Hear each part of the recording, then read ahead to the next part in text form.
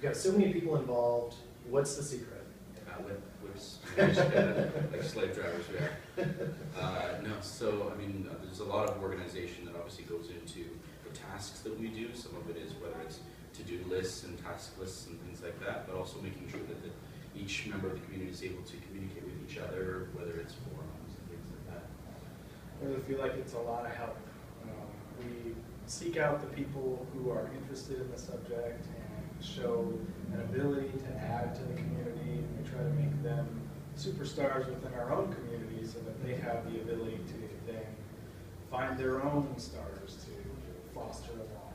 Try to treat everybody with kindness and respect, bring everyone in as much as they want to be involved. Like a pyramid scheme. Well, the kindness approach seems to be working because you guys are well over 120,000 pages right now. I don't know a lot of communities that have reached that point. So how did it feel for you guys when you did reach that 100,000 page mark? I was really excited for it. The images were right behind that, and so I'm a big visual person, so I was tracking that more closely than articles.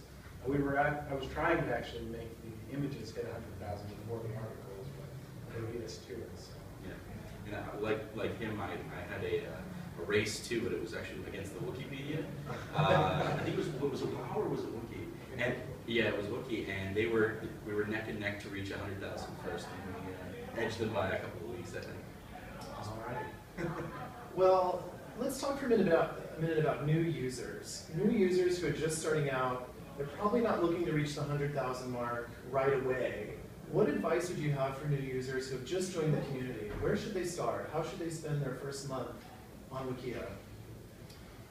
Well, the way I would start with a wiki of this size is really just the things you love, and typically it's reading a lot. So we have a lot there already, and we've filled out, not exhaustively, but a great deal of Spider-Man's history. And so if that's what you're really into, reading, and sometimes there may be a typo or there may be just a minute piece of information which they correct. And I think it's more of a slippery slope the way they edit. They make a small change first, and then a whole sentence, and then a whole paragraph, and they create a whole new page. And so I would probably say, do a lot of reading because our structure is somewhat complex as well, and just getting familiar with the way we do things by reading, and then it seems more natural to change something once you're familiar with the whole bigger picture.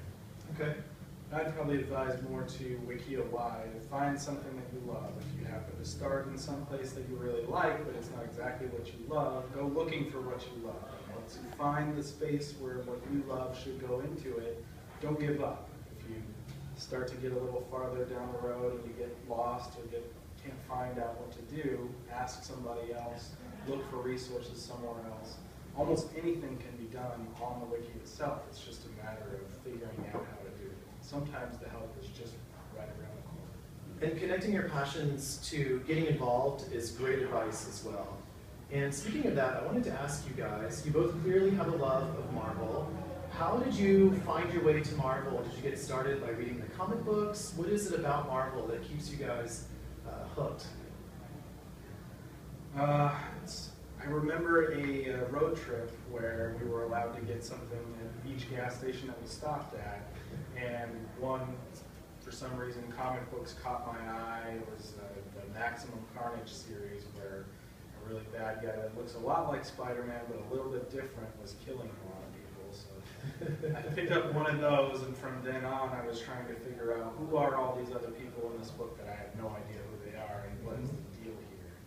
That's where it really started, and then it was catapulted by the cartoons in the 90s, the X-Men and Spider-Man cartoons that really elaborated on all that information. Okay. Yeah, absolutely, for me too. I mean, my friends were always into comic books, and they were into the books first.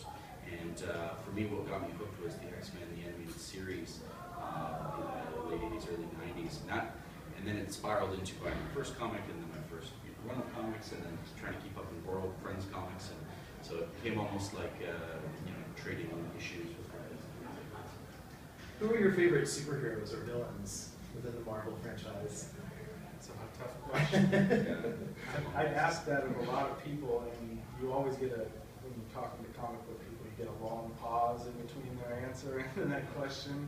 I've asked people if they believe in God and had less of a pause between what you right. So I think about my answer often, so it's really easy. I Okay. often like Magneto. Okay. As a de facto, he's both a villain and a hero at the same time. Interesting, Because okay. he has really strong powers and really strong beliefs, so it's really easy to see his direction, where he's coming from. Okay. Yeah, for me, the way I consume comic books is the very, you know, cheesy 80s and 90s storylines and art styles and things like that. Things that aren't so politically driven and whatnot. So some of my, you know, favorite villains of all time have been like Beyonder, which was this concept of this being from the beyond multiverse that came in, just kind of played with the heroes like they were puppets and made them fight each other and things like that. So I would say, you know, anything that's a little bit camp and a little bit, you know, a little bit cheesy, it's probably something more. So, yeah, very true. Excellent. So let's talk about your communities again for a moment. Let's say I'm a new user, I'm really into Marvel, and I land in your community and I'm really motivated to become an admin. What does it take to become an admin in a community as successful as yours? Well, Nathan was actually instrumental in reforming the admin policy and how we actually decide on it. But I think in spirit, it's prove yourself first in the work you do. Like, don't focus on being an admin, because at the end of the day, an admin really doesn't do much different than what a superpower user without the admin powers can do.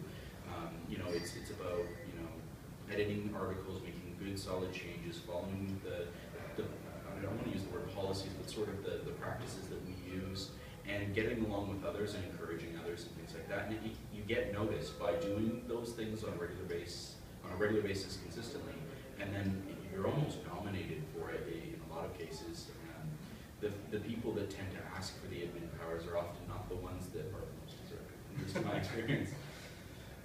Yes, and I would also say that we look for people that have similar attitudes, a lot of like-mindedness. That kindness and respect towards especially new users is really key among people that are in administrative positions. So if you really wanted to be an admin, I would say reach out to people that are struggling and try to help them get through their struggles, and demonstrate that you can be like a big brother type person to the newer people that are coming in and trying to get into. That's a great way to describe it. I think that that's really key too. That's really good advice. So let's look at this from a different perspective. We've talked a lot about getting involved in the Marvel community. The Marvel database is one of our top communities. You guys have been WHAM ranked #1 several times. What can Wikia do to be of service to you and support you? Yeah, there's a lot of answers to that.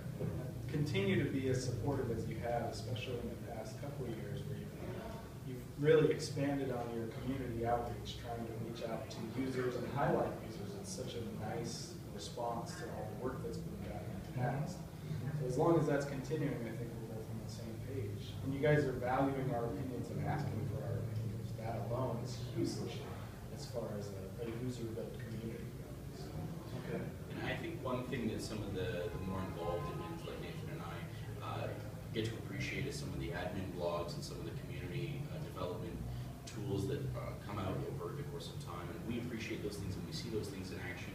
Sometimes we even get let in on the roadmap before it actually hits the street.